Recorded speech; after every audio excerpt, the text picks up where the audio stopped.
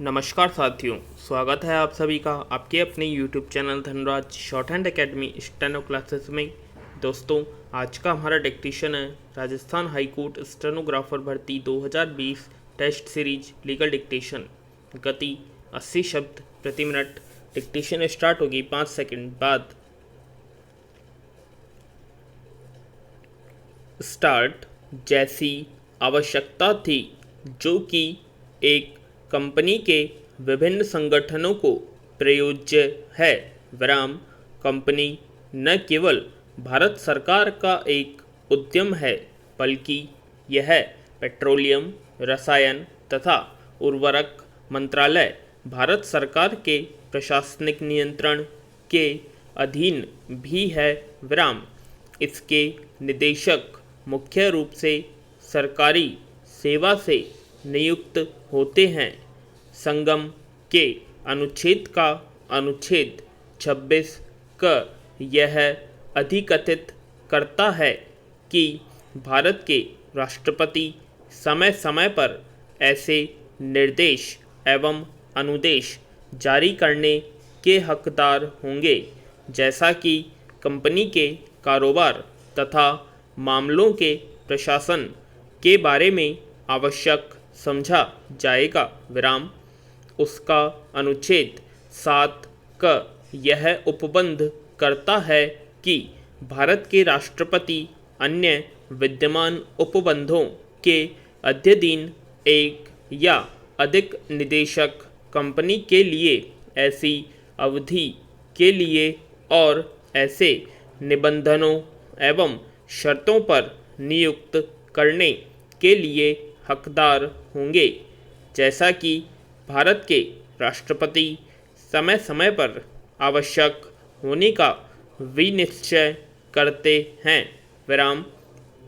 Company अधिनियम 1956 की धारा 617 के उपबंधों को ध्यान में रखते हुए एक सरकारी कंपनी को समावेशी परिभाषा के रूप में परिभाषित किया गया है, विराम। एक ऐसी कंपनी के रूप में जो सरकारी कंपनी की सहायक कंपनी है, विराम।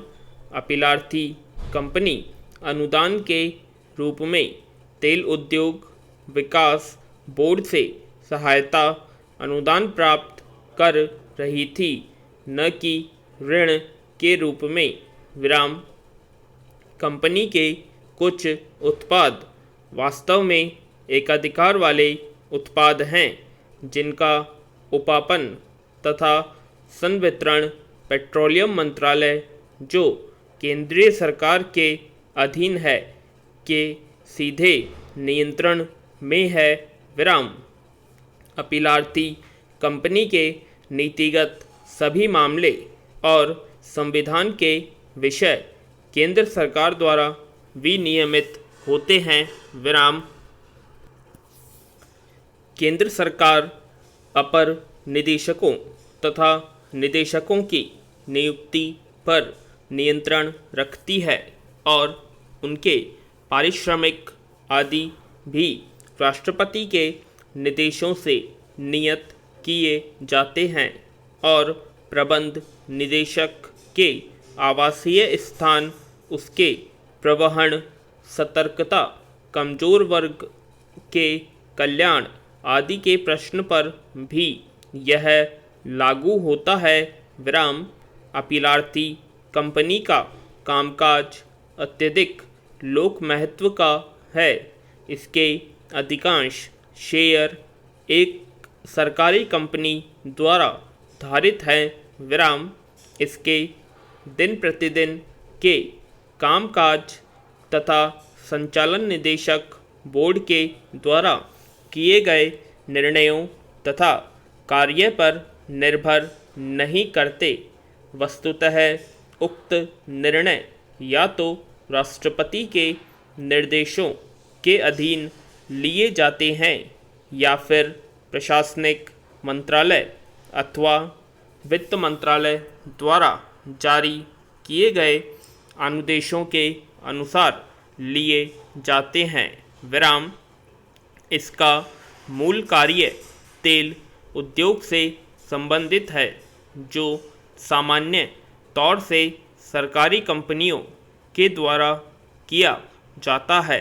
अपीलार्थी कंपनी इसके कर्मचारियों को लागू होने वाले वेतनमानों के पुनरीक्षण के विषय में कोई स्वतंत्र निर्णय नहीं ले सकती है और वह सदैव प्रशासनिक मंत्रालय के अनुमोदन के अधीन है।